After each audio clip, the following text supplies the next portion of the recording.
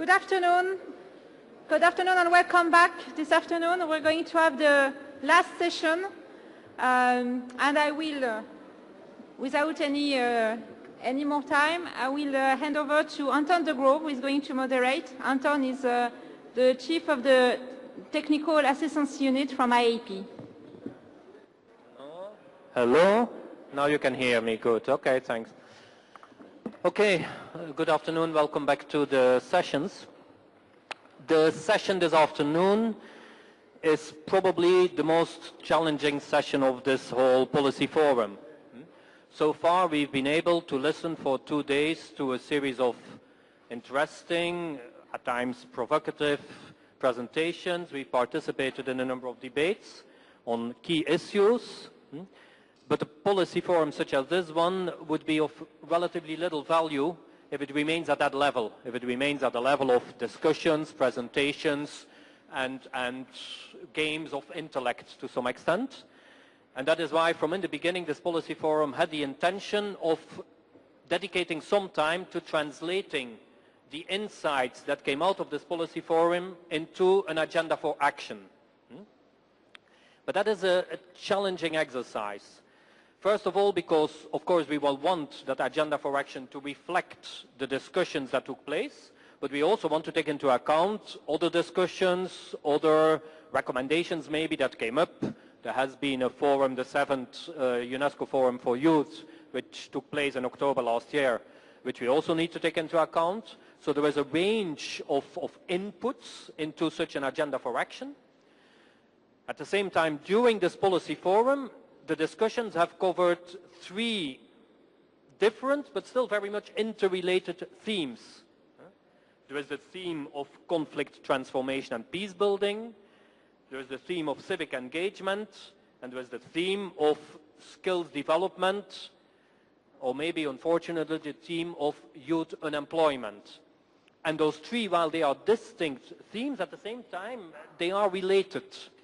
I don't have to go into much detail how they are related, that came up during the sessions. So ideally we are looking for an agenda for action which will address those different themes, but at the same time also which will be able to identify principles of action and maybe actual practices that cover those different themes in a more holistic manner, though I personally don't like that term holistic.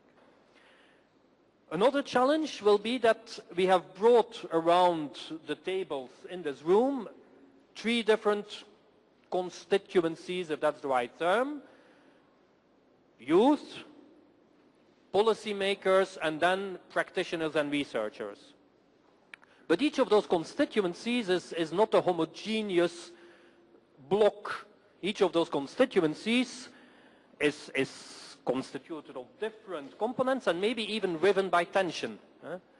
Youth is a very fuzzy, a very potentially confusing term, and youth is a diversity of actors. The same is true for policymakers, the same is true for practitioners and researchers. So we will have to make sure that we will address the concerns of each of those groups, while of course our objective is still to work towards stronger youth engagement in planning. And the actions that we will want to integrate into the agenda for action will be actions related to research. There may be need for further clarifications. The particularly complex relationship between education and employment, education and the world of work, may need more interrogation. So there is a need maybe for more research. There is undoubtedly in that agenda for action, there is a need for some space to work on policy, on the broader principles, on policy declarations, on policy commitments. And there is also a need to translate that policy into a number of more concrete programs. So it's quite a complex scenario. 3 different themes with 3 different constituencies and an agenda for action which has to work in 3 different fields. We would like to proceed in different steps. We will first listen to the 3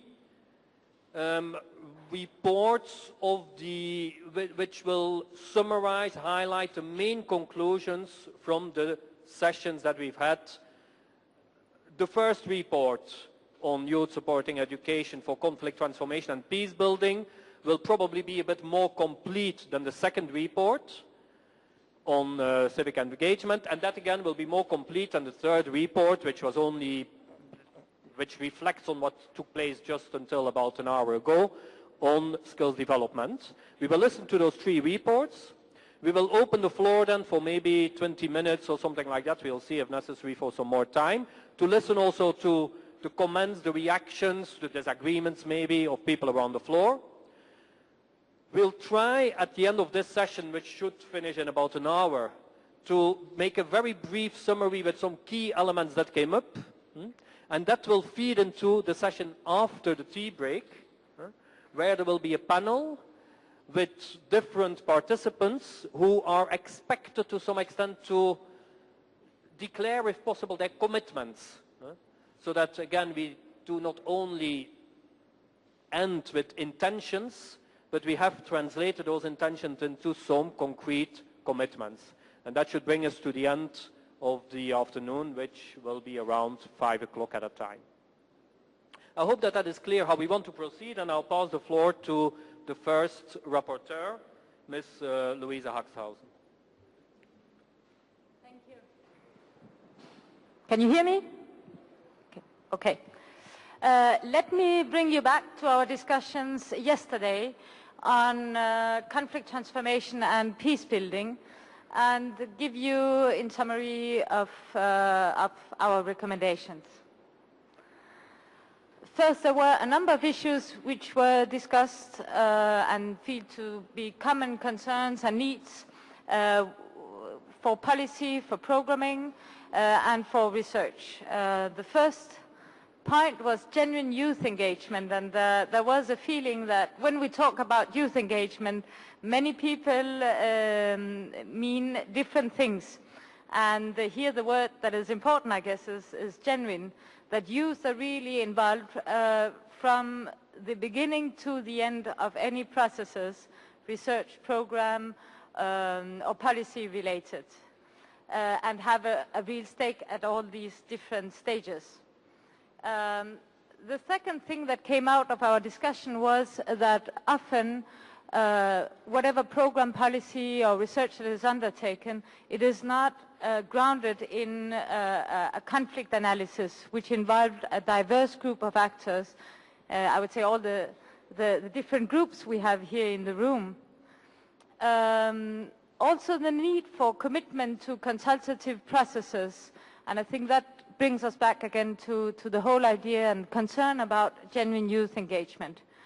And finally, improved accountability and effectiveness, accountability of all these different partners, of the youth, of the governments, of the development partners, to ensure that the commitments are made, are turned into implementation and effective implementation. I'll now take you through a summary of the recommendations following the three main themes we worked on: policy, programming, and research. For policy, we had two main recommendations. One is contextualized integration of formal and non-formal education that responds to the drivers of social conflict and violence. Second one is consultative mechanisms for diverse youth groups to enhance their participation and accountability in developing government policies related to education. Programming, consult with diverse stakeholders with an emphasis on youth to identify how educational programming contributes to social and political conflict as well as to peace building. And develop conflict-sensitive educational programming, content and methodology to promote inclusive citizenship, intergenerational partnerships, and critical thinking and skills. Finally, related to research, mapping the nascent state of research on education and conflict linkages, with particular attention to the gaps in youth participation in research.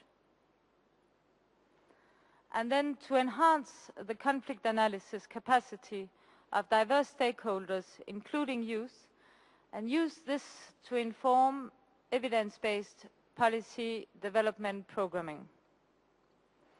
Now, because we had a bit more time, we had all of today, we sat together and thought, okay, we have this recommendation, how can we take this a step forward and give you some elements that you can discuss in the session that will follow after the tea and coffee break, and hopefully lead to more concrete commitment by all the different stakeholders we have in the room. So this is really a call to action. It is for you to serve as a basis, we hope, to make recommendation in the coming days and weeks to feed into the agenda for action that would be the final result of this policy forum. So we have tried to organize this call to action around the different partners that we have with us, the governments, the youth, UN bodies and NGOs, and the development partners. And again, we have done this for policy and research and programming. So regarding policy, we would invite government to commit to a pilot initiative which creates genuine participation of young people at each step of policy development. And we would invite youth to organize, to build consensus on priorities across diverse youth communities and commit to a consultative process of educational policy development. For UN bodies and NGOs, commit to provide technical capacity to support regional network collaboration and build capacity for state and youth actors in collaborative policy development. And finally, for the development partners, to commit to support pilot initiatives on consultative educational policy development in formal and non-formal sectors. Regarding programming, for government, we would encourage pilot initiatives at a national level that genuinely engage youth, improving context-sensitive curriculums and active teaching methodologies. For the youth, provide recommendation for diverse youth communities to revise education programming in order to achieve skills, values and competences necessary for inclusive citizenship. And for UN bodies and NGOs to initiate regional and national forums to bring together diverse youth and state actors and provide technical support to education programming. And finally, for development partners to contribute necessary resources to incentivize youth, state consultations and collaboration in reforming education programming.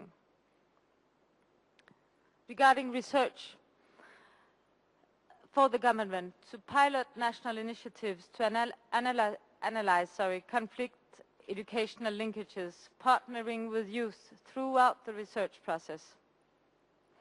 For the youth to participate in capacity building training for conflict analysis and action research, and lead research programs in collaboration with state and non-state actors. And for UN bodies and NGOs, to provide capacity building for young people for conflict analysis, theories of change and action research. And for the development partners to support the above and to support youth-focused research initiatives that respond directly to national level educational priorities.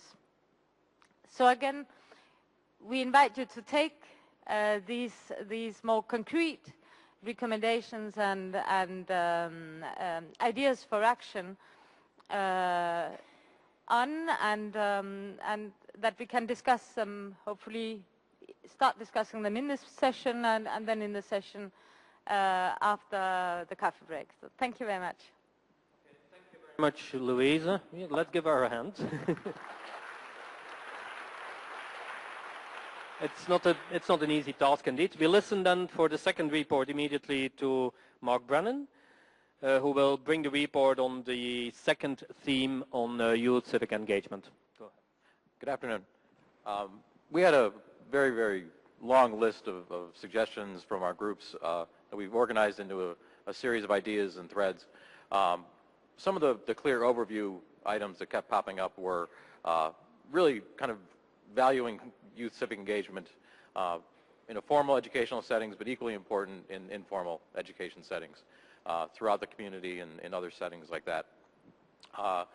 Also, partnering with youth as key stakeholders in the engagement process, having them take on ownership of lots of different aspects of everything from education to health to all sorts of things. Another overview piece was the development of education and applied practice programs in the areas of civic engagement for schools and communities, and particularly in the context of vulnerable youth, providing an outlet and an avenue for them to constructively contribute to society. And our last major overview item was the creation of better understanding of youth civic engagement, really as a central agent in the development of youth contributing to civil society is really how we saw that. Okay.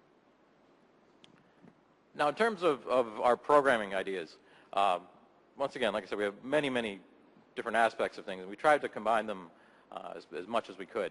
But first would be the idea of developing a UNESCO youth civic engagement curriculum, primarily in secondary schools, plus also linked with global youth development education across all levels, all the way from the lowest level of education all the way up through university. Another aspect, too, was the formal and non-formal youth-led civic education, bringing in different elements of local societies and local culture, focusing on things like sport and music and indigenous knowledge, using those as an avenue and a venue to engage youth within their communities. In terms of policy, one of the things we thought would be very important was working with groups like the UNESCO chairs as being intermediary organizations to help kind of provide the specific skills and training in the policy development, curriculum, educational outreach, programming, planning, and also evaluation. Other parts of this we also thought were important was working with different agencies to get recognition at different levels, but primarily even within a university setting to accredit youth leadership programs, civic engagement programs, with the idea that they would have something more out of it and would give them more of a basis to move forward on their efforts. Now, the last part here in terms of policy was linking all levels of education. Way too often we thought we saw youth engagement as being very isolated to certain pockets of time periods. More importantly, we're seeing this as cutting across all different age ranges, all different educational age rate or educational ranges. Okay. One of the things we came up with was the idea in terms of research. For as much as we know about civic engagement and leadership and community development and all these aspects, there's still a tremendous body of knowledge that is left unstudied.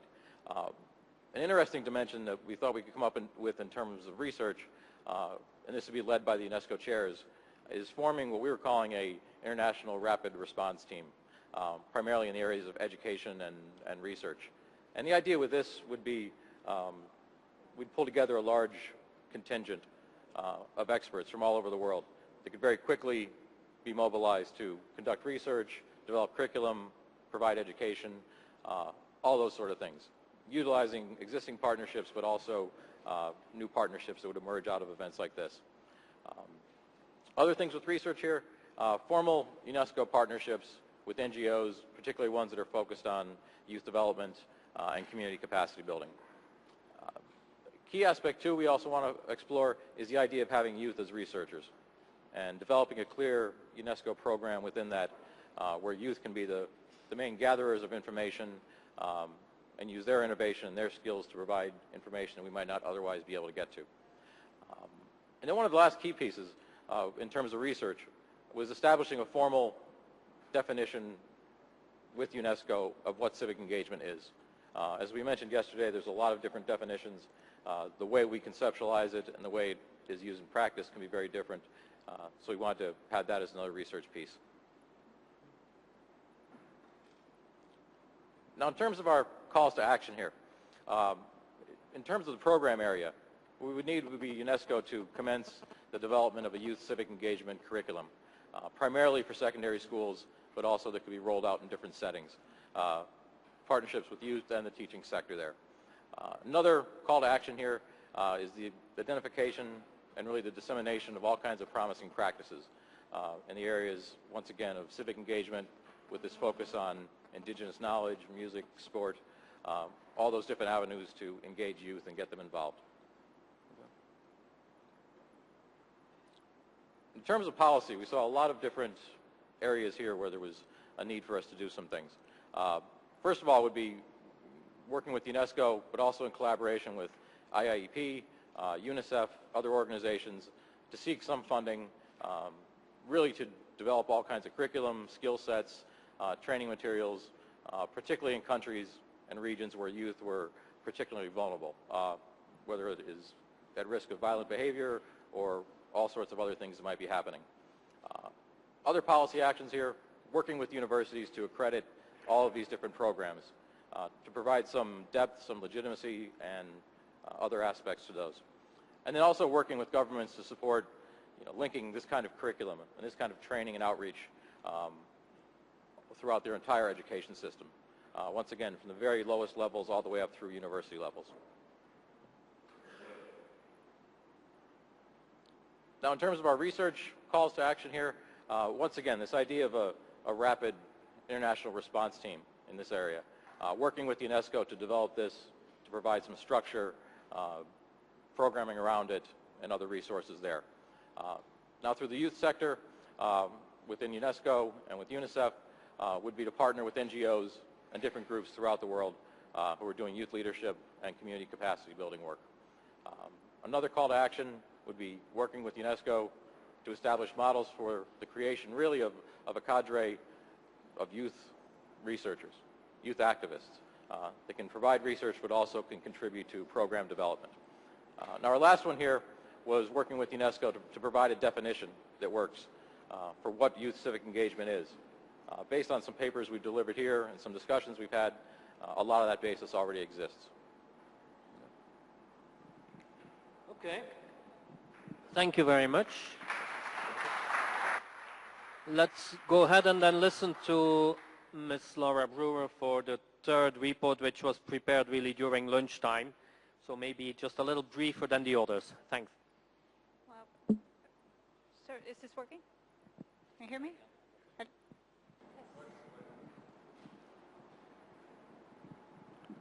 Now we've got it? It's working? Okay, good. Yes, you just heard me before lunch, so I'm not going to... Okay. I'm not going to repeat things again. There's no overview and there's no plan of action in this because this is really in your hands. We haven't had this kind of discussion. So what you'll see here is, and point out here, these are key recommendations that came out of the discussion. One directed at policymakers, one directed at those working on the ground or programming, and one directed in the area of research or evidence base. We did not see this as a call for action to UNESCO. So we had a team to kind of put together very quickly some recommendations that we hope captured the discussion this morning. So you can read them. The first one is about the linking the skills development education policies to not only employment policies but national development policies. The reason for that, I think, is clear, that the transitions to work will only be facilitated when the policies are linked. I think some of these things go right across the other areas as well. I'm not saying anything new. The cross-ministerial collaboration. We need policy coherence. We have more and more ministries coming up, like ministries for youth, but it's not clear that they are bridging the education with gender, with indigenous people, with the ministries that deal with other disadvantaged groups. We need to see that this collaboration exists, and most important is to get the buy-in from the ministries of planning and finance, because those are the ones who are going to actually move this forward. Clearly, the stakeholder involvement in policy making is imperative, and again, youth representative as well as others, representatives from informal economy, from rural groups, from employers groups, workers groups. Again, we need to ask what are youth representatives and how should they be involved in policy making. And again, the advocacy for TVET and improving its relevance. I think there's too much focus on classroom-based education, formal education.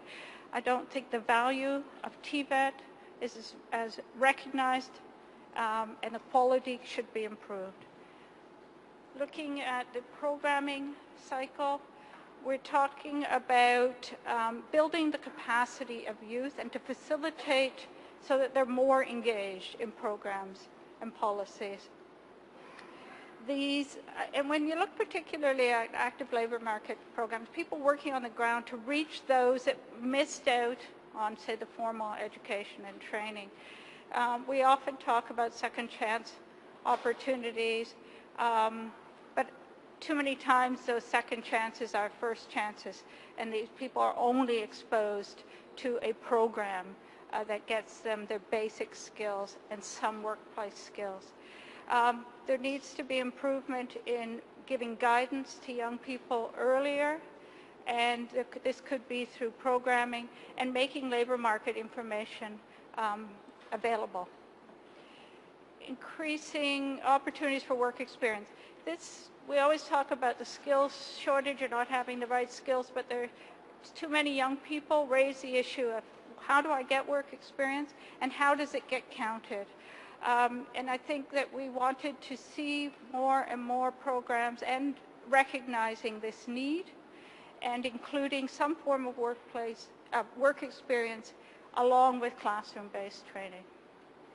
On the research and strengthening the evidence base, an acknowledgement, I think, everywhere that there is a lot of research done, and some of that is just not shared widely or it's not accessible, so we need better tools for that.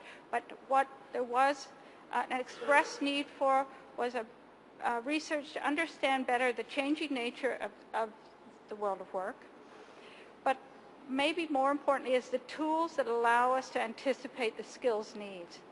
So how can we forecast what skills are going to be needed so we can prepare young people in the education and training systems? Improving monitoring and evaluation of both policies and programs. We need to look at impact studies, tracer studies. We have to identify good practices, lessons learned, and not kind of replicate the problems that exist over and over again. Linking academic research. I think one of the important points made was when we hear the word research, we think of academics. And it's important to look that it's more than that. It's the evidence base that comes with understanding what works and what doesn't work. So the abilities to link that academic research with the labor market intelligence that comes from employers and workings, policy research, especially that young people have done in the programs, in the work they're doing, and in participating in these programs. So as I said, I apologize, we don't have a call for action, and that will be left to you to discuss. Thank you very much. Knowing how complex it was to try to summarize the discussions that took place this morning and then the feedback this afternoon, late this morning, let's say, this was very clear, I think. What I would like to do, we have also our 3 keynote speakers here, but what may be best is that we spend about 20 minutes at least listening to comments from the room, and then we will, after having listened to comments from the room, we will allow our 3 keynote speakers to give their point of view on, maybe in response to those comments, if responses are needed, or also their point of view on the points that came up, and then we'll try to summarize at the end so that we can finish in about half an hour, 33 minutes, let's say. It's a very, very short time, but okay, time is generally at a premium in this sort of sessions. So maybe let us open it to the floor for hearing what people have to say. When you want to talk, just maybe stand up and then I don't know. Go ahead, sir. Yes. Thank you for a prodigious effort and highly tenable outcomes from capturing a lot of discussion. I'm going to repeat myself on one of my two comments. There was no mention of the informal sector. And I think that we absolutely have to highlight with a strong spotlight the informal sector, because that's where most of the employment happens and it's where most of the training happens. And if we're talking skills, we're talking not, several people have made the point that we're not just talking about skills to be employed, but to create employment, and that is going to happen mostly in the informal sector as well. And that's not just a safety net where casts off go, but it's a fundamental element of contributing to GNP, GDP, and a growth arena. Someone who starts their own informal activity can, with the proper training, the proper economic environment, can become an employer and graduate out of the informal sector into the formal sector. So please, please, please, let's not forget it. Just one other comment. In the civil society presentation, you seem to funnel everything back to UNESCO. And I think UNESCO's a very august and important institution, but there are a lot of people out there who have no linkage to it at all, who can make very important contributions, whether on the policy side, the research side, or on the programming side. And we've got to be able to think, not just UNESCO is funneling things to UNESCO, but funneling everything up at all. Research, programming, policy at the most local level needs to be able to happen for real change to be able to occur. Thank you. Okay, thank you very much. The lady, yes. Well, thank you for the summary. We understand the short time that you had to make this summary, but there are, apart from the informal sector, which I think should be underlined as the main provider of employment, and especially for women. I think that the gender and the generational issues would have to be more explicit made, because when it comes to women, for example, it has to be underlined, because we are talking about youth and engaging youth. Youth is a very heterogeneous group. So, and some of these groups, like young women, for example, in order for them to participate in programs, in policies, the creation would have, I mean, the conditions will have to be created. We have to provide the facilities for women, including to attend the schools. I mean, some special measures would have to be put in place, because if the school is too far, it's too long for them, so transportation, even toilets would have to be adequate. So I think making that explicit for participation and engagement of young women is really very important. So the gender issues have to be there. And of course, this divide between young and non-young, I think there is a lot of learning taking place between generations. So the traditional knowledge that is being passed from the older generation to the young generation would have to be coupled with the formal and informal knowledge building. Okay, thank you. The gentleman in the back.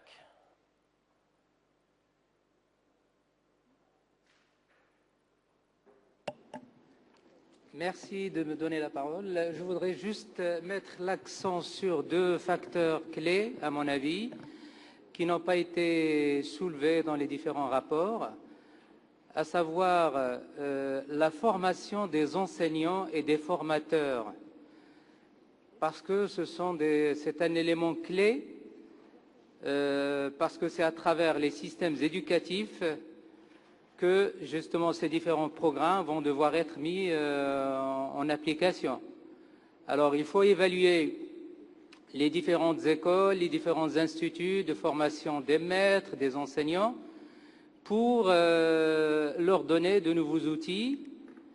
Et pour ce faire, le deuxième point, à mon avis, qui me paraît important, c'est qu'il faut s'appuyer aussi sur les nouvelles technologies, sur le numérique, pour donner à ces programmes toute leur portée et pour à la fois mutualiser les moyens et partager les bonnes pratiques. Merci.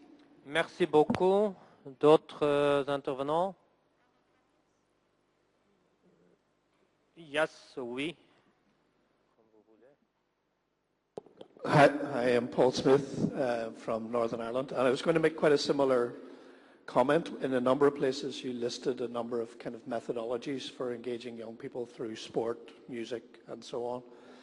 And I think increasingly both conventional media and including video and radio and so on, as well as new media are very effective ways of engaging young people, and also increasingly young people's use of the internet is moving to mobile devices.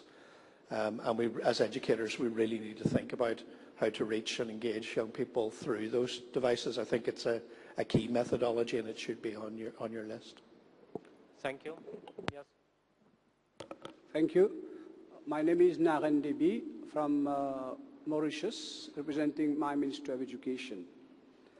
Referring to policy recommendations on youth engagement for social transformation, I have one strong recommendation which I believe has not been dealt with regarding commitment to policies of governments.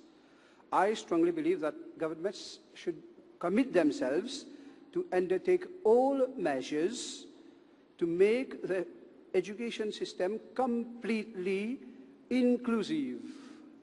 Especially, here I refer to the learners with special education needs. My point in a nutshell is all school buildings should undergo transformation at design and structural level to make them most user-friendly so that no one is left behind. Thank you. Thank you. Other points? Yes. Mike. Thank you. I think we tend to forget that we are in the midst of a major worldwide recession, as great or as extensive as in the 1930s. And as we speak, hundreds of thousands of young people coming onto what should be a work market are joining the long lines of unemployed people.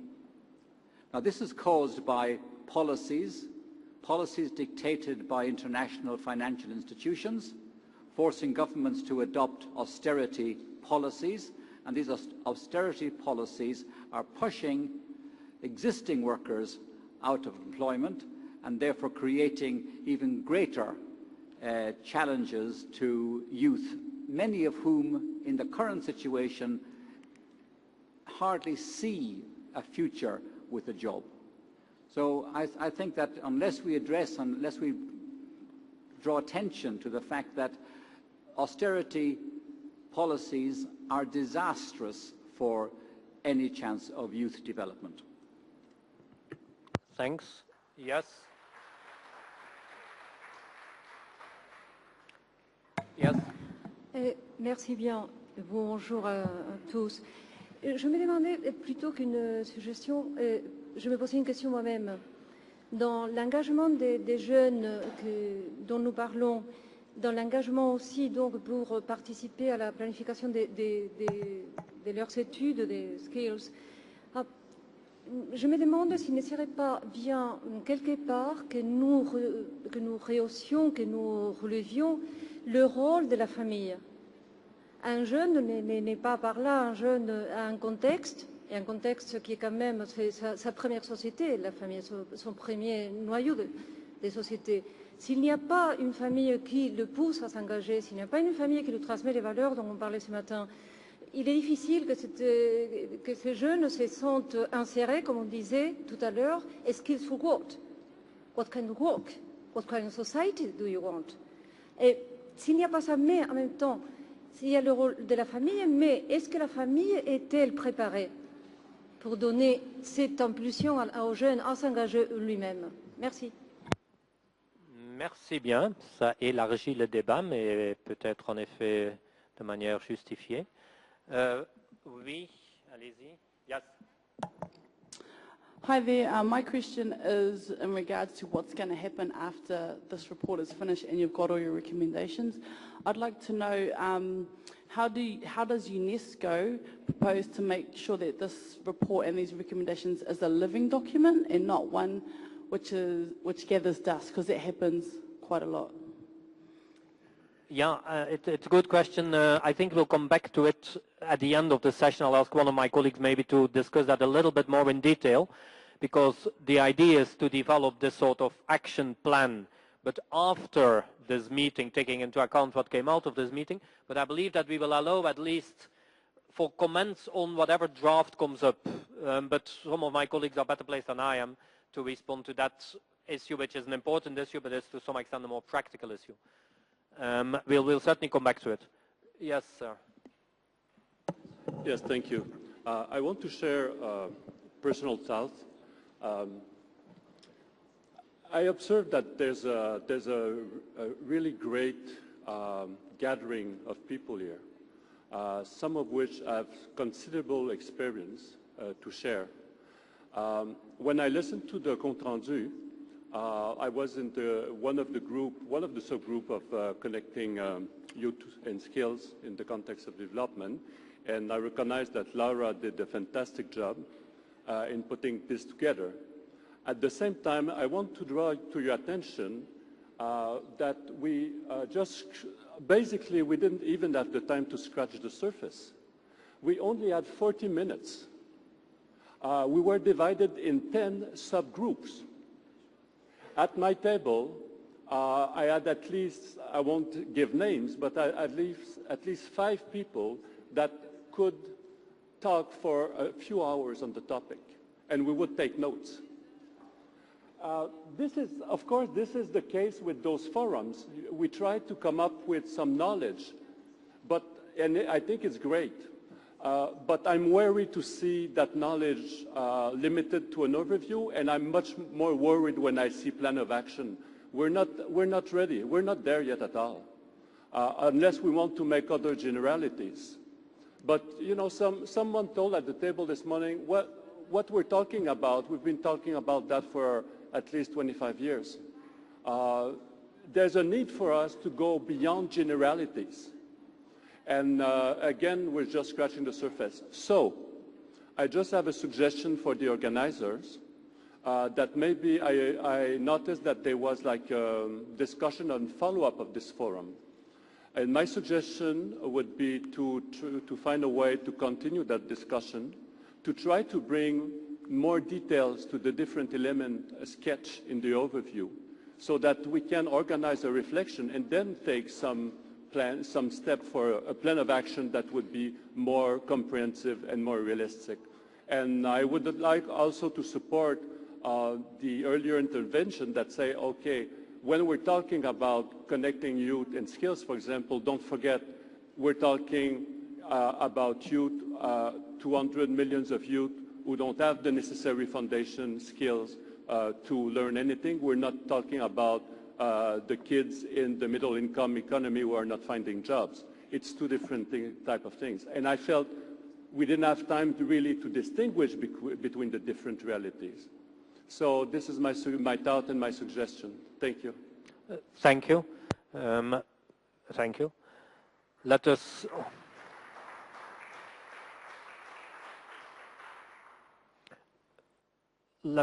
listen to others still in the room.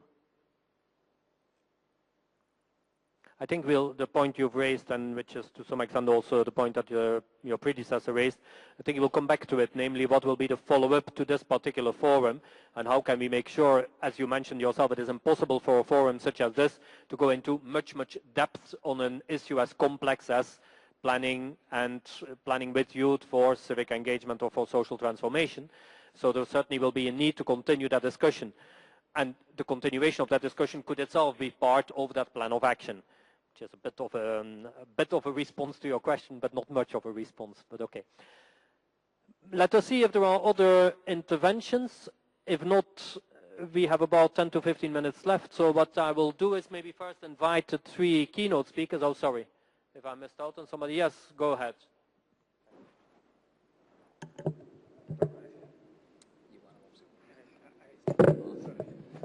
Thank you very much. My name is Henry Swaka. I'm from South Sudan. I just would like to emphasize on one point. I think one of the reasons why the world is failing to achieve the MDGs is basically because our leaders paid a deaf ear, I should say, to issues affecting people with disabilities. Because when you look at the MDGs, it focuses on important areas, but again, it doesn't make references to how disability issues should be addressed. And I should say we shouldn't be surprised if by 2015, if the MDGs are not met. And that should be a lesson. The only thing I would like to emphasize is that sometimes researchers actually continue to make that mistake. In South Sudan, in September, the World Bank conducted a research on education in different areas. The report is actually 200 pages, but there is no mention of disability. And I wonder how the world thinks we can address issues without bringing on board this important category of our society. And actually, in some researches, it is mentioned that people with disabilities constitute at least 15% of the population. So I'm just trying to actually question all of our thoughts, and I just wish that researchers shouldn't continue to neglect this part of or this group of our society. I don't need to say that because I'm a person with a disability, but I think disability is something cross-cutting. Thank you. Thank you very much. Okay, maybe we will allow then the three keynote speakers to comment briefly. Let's continue following the order, starting with Mr. Hamilton, and then Ms. Mycroft, and then Ms. Watson. Can you hear? Okay. Thank you.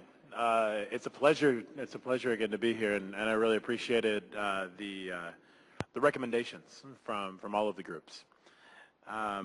And as far as the questions raised, many of the questions that were brought out were really directed toward the question of employment and skills.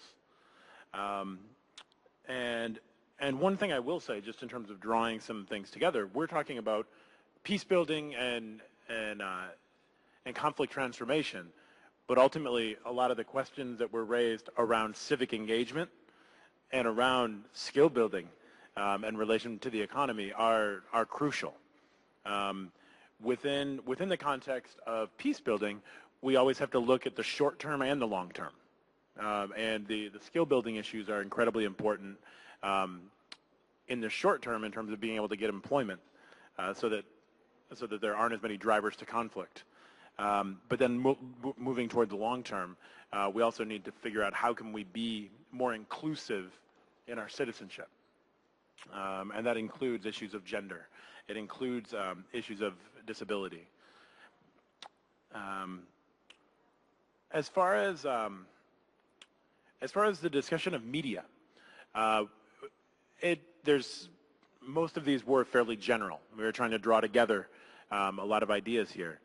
But the idea of education being able to use multiple formats and different ways to engage young people and gain attention, I think we heard that during the course of the conference, if not necessarily in the recommendations. But as these really come to bear, as we move forward with different commitments, and as we bring young people into the process, I think we're more likely to hear about different media. I think we're going to hear different sectors that we need to be inclusive of. Very often, the people that make decisions, we can only see what we know, and we may not have a sensitivity. And so there are only things. I am a man. I'm a man who was born in the United States. I can do many, many things to try to learn about other cultures, but I have certain blinders on. All right? I need to be engaged in consultative processes for me to understand what's going on in the world, and I need to do that with young people, with women, with those with disabilities, so that I can understand not only them, but so I can understand myself better. All right, and that's ultimately one of the main issues around transformation at a personal level, but also at a societal level. It's like yeah. I'm going to start with what Henry said about there being no reference to disability. I agree with Henry. I think that it is a cross-cutting issue because everybody focuses on poverty and crime and HIV/AIDS and all of those things impacting our education, but all of those things result in more disability, and if we don't address that, then we have a problem.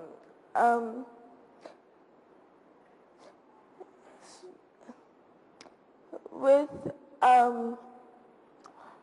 the government commitment to inclusion, I think there is a commitment on paper to inclusion, and people want it to happen, but we need to work together to pool our resources so that we can actually achieve the things that we wrote down in policies. The gentleman over here spoke about our plan of action needing to be realistic, and I understand an element of that, but in terms of my experience, we've learned that sometimes it's important to expect the impossible, because in terms of me, I don't believe that my inclusion is an impossibility, but to other people it is. And we need to get more people to believe in unrealistic things, because then we can have big dreams. And if you dream big, then you achieve bigger things. For technology, it's an amazing thing for people with disabilities. And some of us with disabilities, using technology is the only way that we can engage with others. And I think it's an important tool that people need to start using a lot more, and it needs to become more available to the people that need it. Then my last thing about the informal education sector, I think with a lot of people with disabilities, they cannot enter formal education, and it's important that people with disabilities are also kept in mind, because often we are not seen as valuable, and our contribution, however small it may be, is not seen. And I think we need to have a section where we speak about disability in all its forms and every way that it needs to be addressed, so that all of the other issues like crime and poverty can also be impacted positively because we've dealt with the disability issues. Thank you. Ms. Kosso?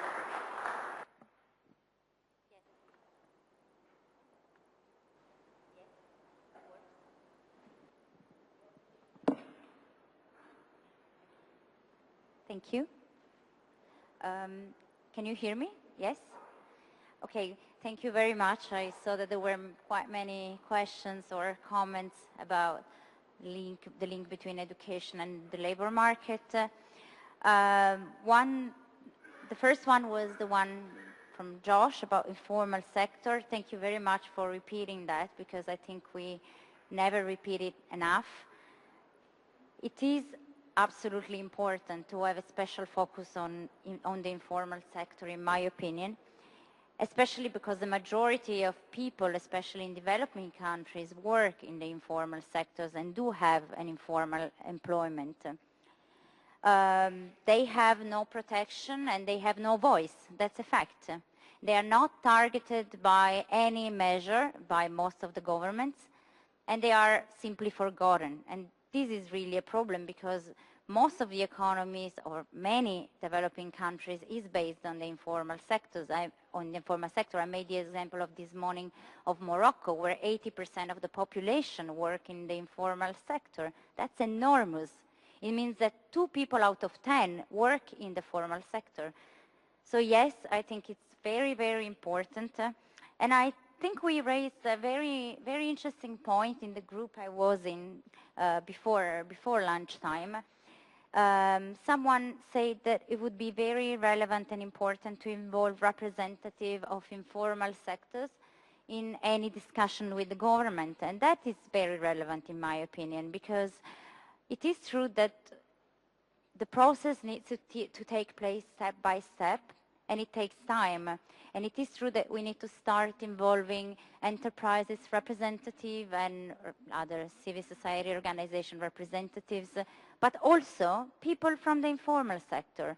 Because when we have employer representatives, of course, these guys represent only the formal enterprises. So we really need to take them on board. And I was very impressed this morning when the Minister of South Africa mentioned that this kind of involvement is already foreseen in their system. I think that's a very good example, and I would really like to see how that concretely takes place. I would like to see exactly how do you reach people working in the informal sector. Do they have a sort of organization? But again, there you need to do some research, some specific research, because it will be different from country to country. So that I really agree with you. Then there was a second point. Yes? Yes, I'll be very quick. Yes, second point, gender and generational issues, and also the fact that measures should be targeted. Yes, that is very, very important. All groups are very diverse, and when we speak about marginalized group, each of these groups has specific characteristics, so we can't put all of them together. For instance, people who are not in employment nor in education and training, who account in Arab countries, for instance, for most of 40% of the population, actually are not an homogeneous group. Then you really need to take different actions and target different needs and problems. Same with women. We need to push for actions from the government side, not only to make programs or to build infrastructure which are extremely relevant for their inclusion in the labor market, but also, depending from country to country again, to put some new rules in the regulatory framework of the country, allowing part-time work, allowing teleworking, so ways to put together private life and professional life. Obviously, these are some sort of quite advanced measures, but still we have to go toward that direction. And then I just want to briefly mention one point again that was touched in our group, which I think is very important. It would be important to test employment readiness. Someone spoke about employment readiness in our group, basically to make sure that young people are able to be in the job place. So teaching them, we didn't find any other word which would fit it better. I mean, we don't want to say management skills. It's not about management, but it's exactly what Laura was mentioning before, being able to be in a job place. So that would be very relevant too. Thank you. Thank you very much. Maybe, I think, Laura, you wanted to add anything or not? Or? Just a quick. Yeah, I just wanted to point out that I think the comments made on all these sessions are very relevant. And again, when you try to put together recommendations, one or two on the basis of a discussion such as this, but I do think a lot of this has to do with definitional too. It's how we define disadvantaged youth. We see, I take the point about rural youth, I take the point about the informal economy, about youth with disabilities, indigenous youth, women. The point is that we need to understand that disadvantage covers things like economic, they're about access and participation on the basis of economic difficulties, social stigma, geographical difficulties, and discrimination. So it's not just about listing everyone, it's based on the country specific. I think that's important to keep the definitions. Okay, I don't know, Mark or Louise, if you want to add anything? No? Okay. What I'll try to do, this was very rich, I think. Very rich. At the same time, it is true that those issues are complex and that from time to time we've scratched the surface, though I think we did a bit more than simply scratching the surface. I think we went a little bit beyond the surface. So what I'll try to do is maybe summarize a few key issues that came up. Such summary, of course, is always influenced by my own reflections and so on, so that does not necessarily reflect everything that came out from the different discussions and so on. I'll do that under three headings. Firstly, I would like to recall a few principles.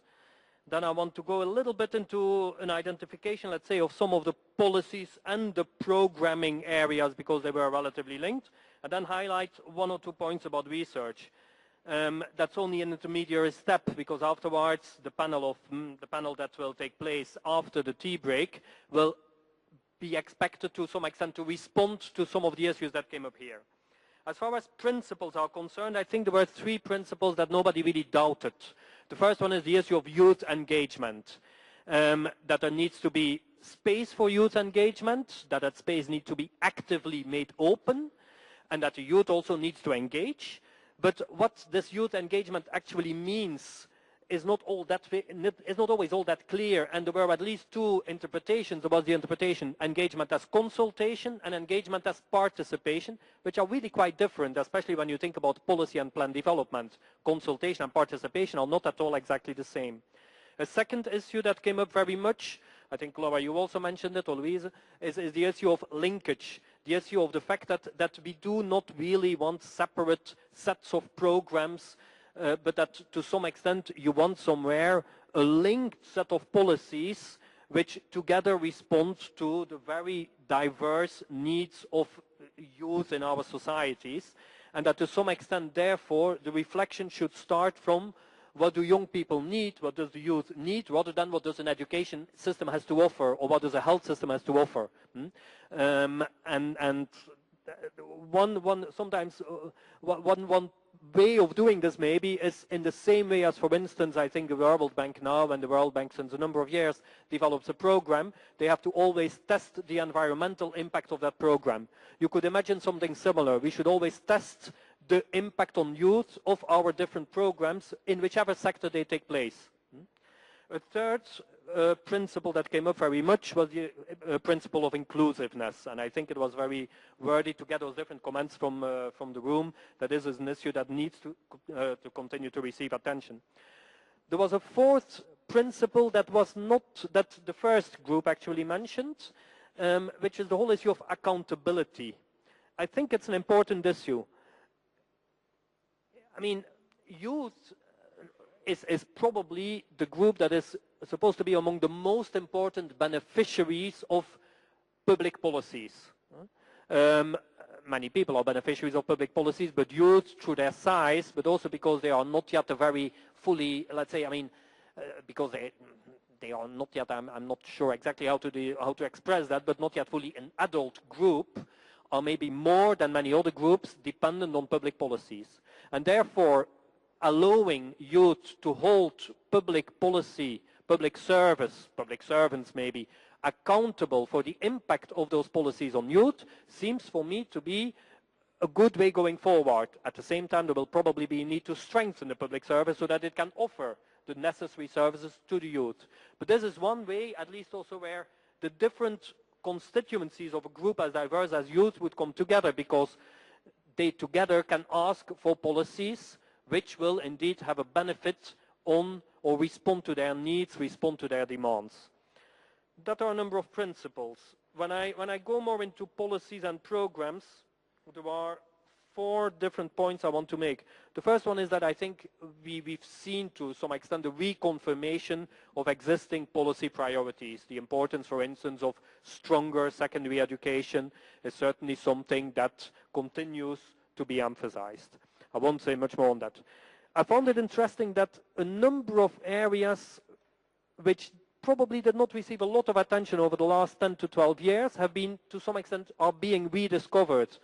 When I started working in development around Jomtien, let's say, so 22 years ago, there were a number of issues that were very much emphasized at that time, and that I now feel when I hear here to the people are being rediscovered. The whole issue of the importance of non-formal education, the importance of linking formal to non-formal and to informal education, what at that time was called the third channel, and bringing all of this together into lifelong learning, which in itself, of course, has impact also, has an impact on the validation, let's say, of life experiences, life skills, which have not necessarily taken place in school, which are very important in environments which went through conflict.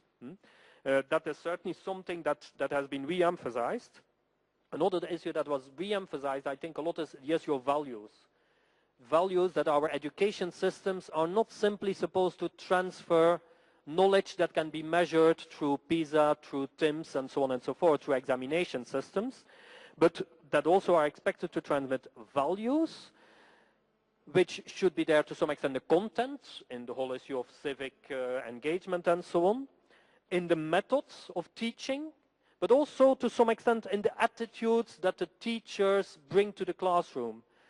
It is indeed, and I was happy that at least one person in the room brought that to the fore, the whole importance of teachers, who themselves, many of whom are young people, many of whom are part of youth, but who are at the same time supposed to be, to some extent, are expected to be a role model, though in many countries they are no longer given the incentives to play that role. And it is a real challenge when in countries you hear that teachers are now more a problem than an asset. And that is something that certainly has to change. There was the rediscovery is probably too much to say, but nevertheless the emphasis of technical and vocational education and training. There were a few points then that came up. I'm being asked to go quickly, so I'll do so. That I think came up: youth involvement in policy and plan development, developing representative structures, the need for networking, and the need to provide information which can help guide policy. There is, I think, a very challenging question, which is the question of, is this actually, is what we have been discussing, is this an educational challenge, or is it an economic challenge, or is it a social challenge? Especially when we talk about unemployment, in many cases, it's an economic problem. It's not an educational problem, it's an economic problem. It's the economy that does not produce sufficient jobs for the reason that, for instance, was referred to as maybe an economic model that does not sufficiently emphasize the need for job creation. But that would bring me into very confrontational reflections. Finally, on research, it has become clear that we need stronger data, that we need still more clarification, for instance, on what do we mean precisely with civic engagement. In particular, I think what will be an important challenge if when we develop actual programs, these will never be addressed to youth as a whole. A program will almost always be addressed to a specific subgroup within that group of youth. And then clarifying clearly who we want to target, if that's the right term, whom we want to see as the beneficiaries or the participants in these programs is very important, because it's an evident point that within youth there is so much diversity. Still on research, I think it is also important to emphasize that we are not only talking here about very complex statistical studies and so on. We are also, I think, talking about research which looks at the life experiences of the young people who we consider to be youth. And those life experiences, I think Mark said that very well, those life experiences, for that you need the inputs of the young people. You need, because they know much better than any of us ever do, though all of us have been young or are still young. Many of us are not anymore, but okay. But because we are no longer young or anymore, or because we want to know from the different people, we really need to listen to those life experiences. That in itself is also a form of research. I will stop here. I think we'll take a break for 15 to 20 minutes.